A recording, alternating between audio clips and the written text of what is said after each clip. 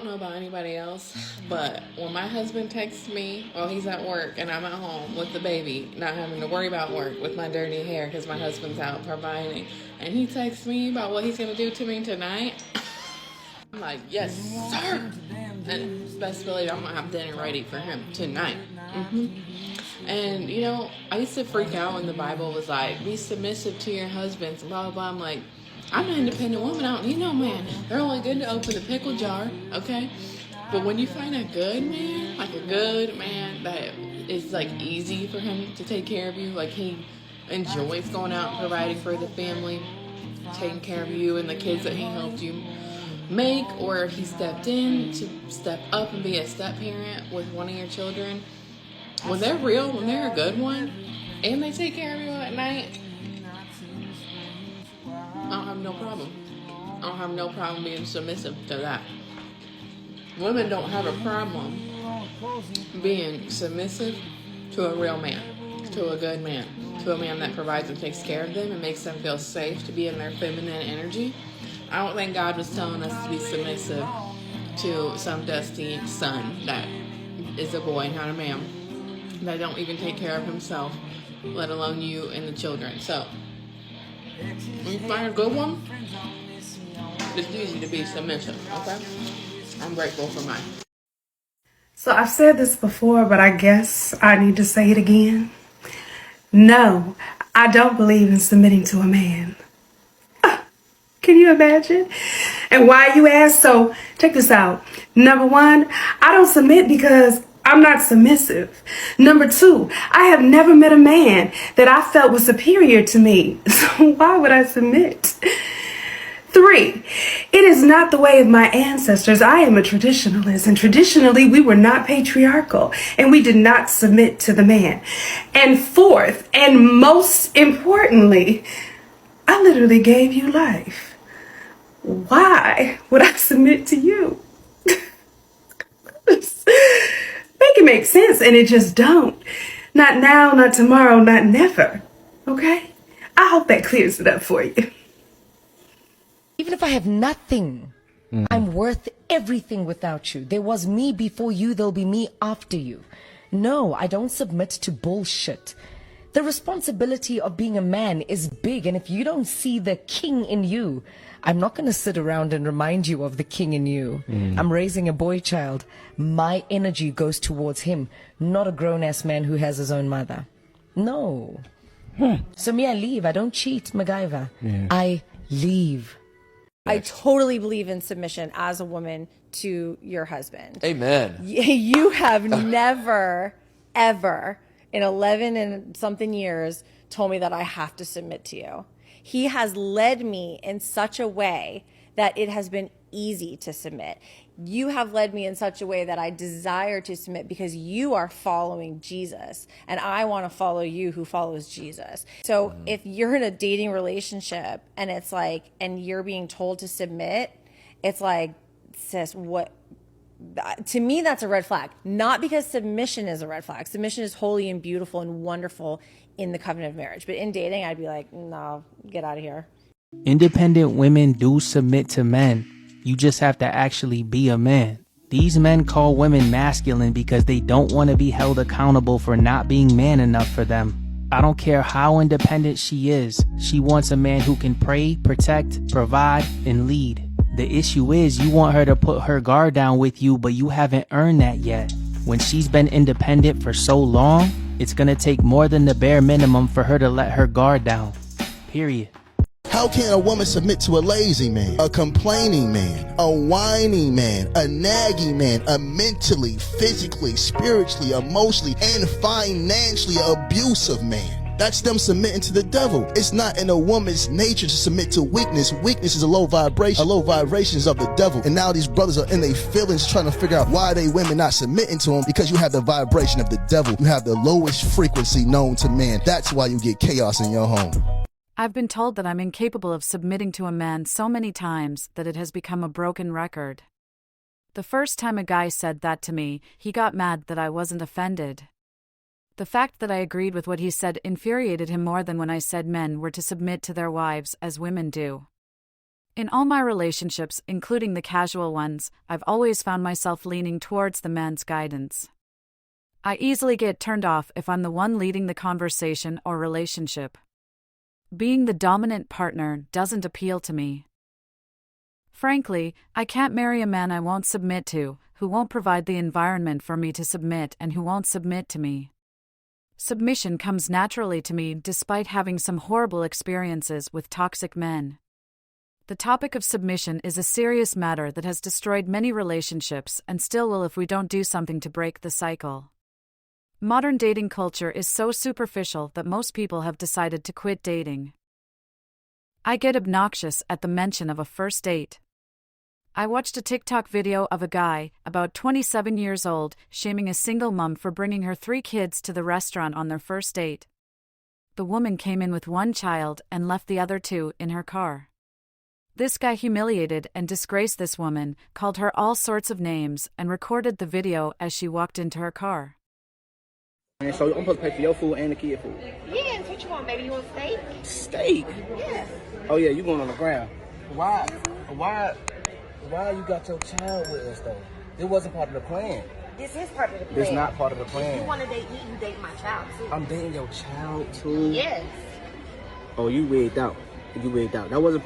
We supposed to eat our food afterwards. Go back to the crib. Next, I can't live. With First of all, we don't have to deal with Come on, we going out.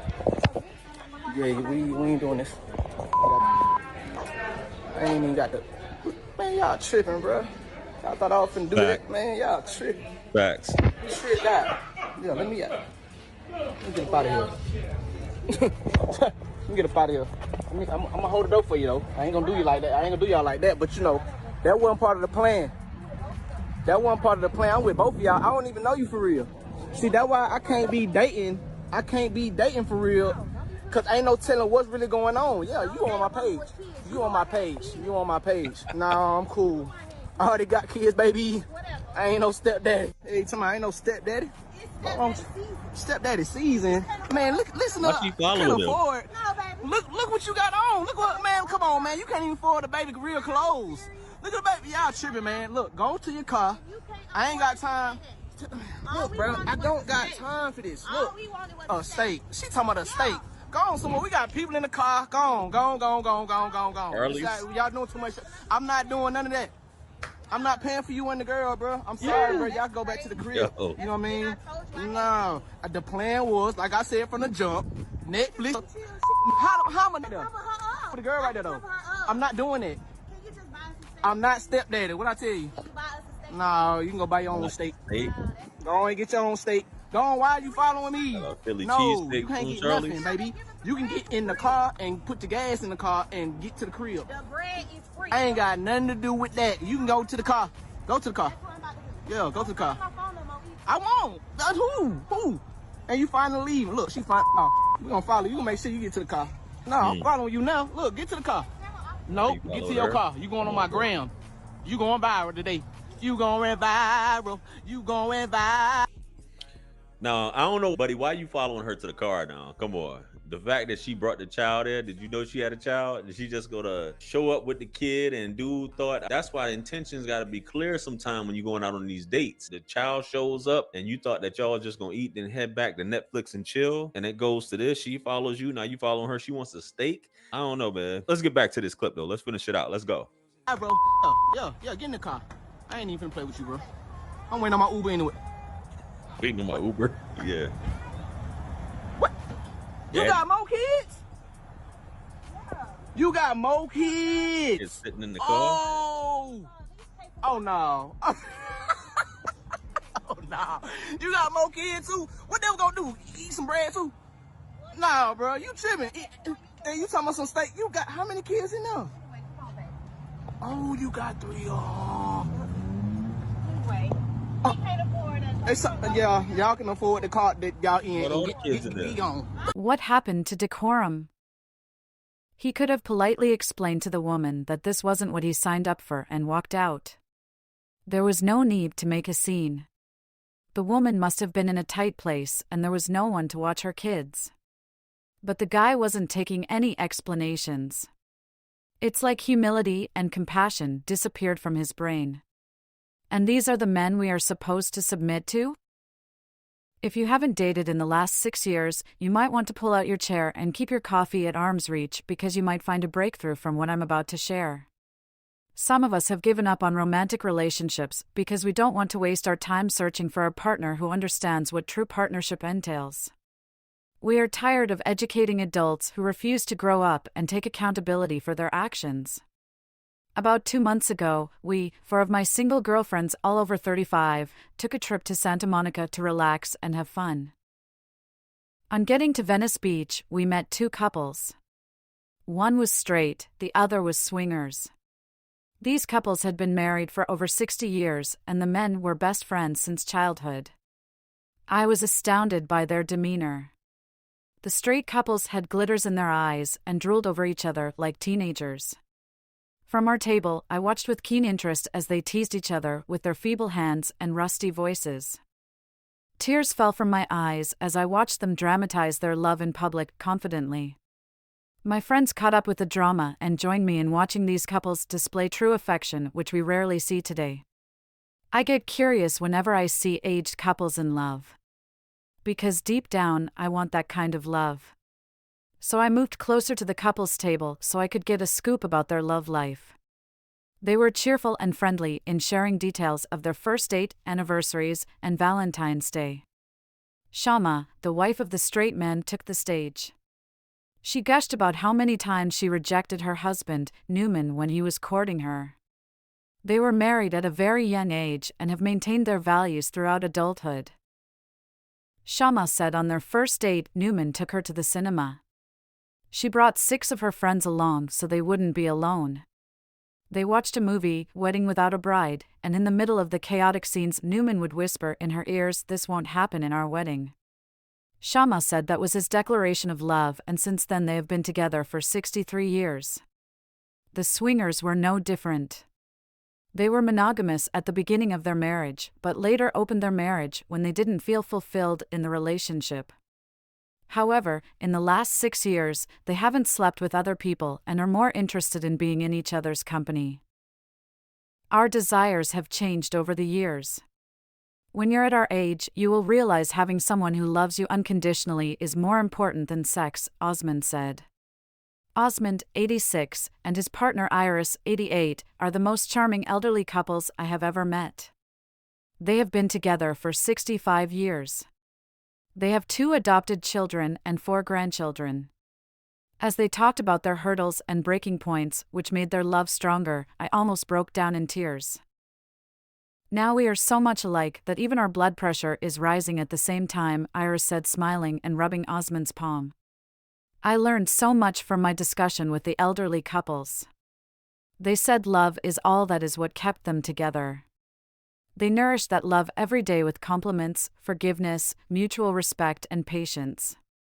Iris added that you need to have a sense of humor in order to sustain a relationship. This isn't the first time I have bonded with older couples, and I hear the same thing about mutual respect for each other very often among those who never broke up throughout their marriage. I've noticed there's no power competition, no gender biases, and everyone's opinion is valued among couples with long outstanding relationships. The couples talk about everything no matter how insignificant it may be. As I reflect on my conversations with men who demand submission from women and their outbursts when I said I won't submit to just any man, I realized that their anger came from my perception that they weren't deserving of my submission. My confidence to remain single if I don't find a suitable partner unravels my companion whenever marriage topic comes to the table. I believe most women want to submit to their men. It's a natural force of action that comes with the feminine energy. Any woman who doesn't submit by default has a more masculine essence. When a woman feels seen, safe, and cared for, she moves into her femininity, releasing her defensiveness because she trusts her man to lead her in the right direction. And when a man is secure, confident, and emotionally mature, he makes his woman's happiness his priority and would do anything to make her feel loved, protected, and secure in the relationship. He won't need to demand submission from her because she will give it willingly, and he will reciprocate that submission because nothing brings out a man's feminine essence than knowing he is valued and respected by his woman. So submission is a two-way stream. Both the man and woman need to submit to each other to build a healthy and sustainable relationship. A submissive woman is only for a purpose-driven man, and I'll tell you why. Like, and this is going to help me define what it means to be submissive, brothers. But like when you talk about a man, coming out of the nest and he's trying to find his own way in the world, he's trying to find his career or whatever he's doing. Like up until the point a man ties into his purpose at some point, up until he taps into his purpose and start walking in his I am, really he has no place for a submissive. He has no place for a woman, period. I always say a man needs to know who he is and where he's going. Until a man knows those two things and are moving in that direction, it's not until then when a man says, you know what, now I understand that I have a place in my life for a woman. That's what it means to submit. That's what it means for a woman to submit to a man and say, you know what, I see who you are, where you're going, and I'm on board. All in, 10 toes down. So the men are in my comments crying, women don't want to submit today. Women need to be like the women of old. Are you the men of old? Can you provide? That's the question. Can you provide, sir? Can you profess your love to this one woman? Can you provide for all of her needs, pay all of her bills? Can you protect her? If you cannot do that, you should not be running your lips about women don't want to submit. Why should we submit to men? We have to help to provide, pay the rent, pay the mortgage, put food on our table, help you to lead and direct. If you cannot submit, sir, you are not worthy of submission. Do you know why the church is in submission to Christ? Because Christ paid it all. He paid it all. He paid it all. Jesus paid it all. Can you pay it all? Can you? Then stop running your lips about submission. Whenever I hear men complain about their women not submitting to them, I immediately know he is not providing her with the tools she needs to relinquish her defenses. Women take on the masculine energy when there's no one providing them with the emotional, physical, and financial support they need for their survival. But the problem is we have raised a bunch of entitled men who bring in the bare minimum into a relationship and expect women to not only submit to them but also carry the weight of the relationship. The idea that women must be virtuous and submissive encourages men to be deadbeats, and modern women know better than to entrust their lives in the hands of unscrupulous men. The masculine essence is a defensive mechanism for women. It's not a dominant trait for most women. When I look at myself and most independent women, I see more of the masculine energy to be assertive, directive, self-reliant, and dominant. We become self-sufficient because there is no one taking that role in our lives. So if a man wants to lead us, he has to possess these qualities before we can take down our defenses and trust in his guidance. That's it for today. Don't forget to like this video and subscribe to our channel for more relationship tips like this one. Also, share this video with your friends and family to support our channel. Thank you for watching.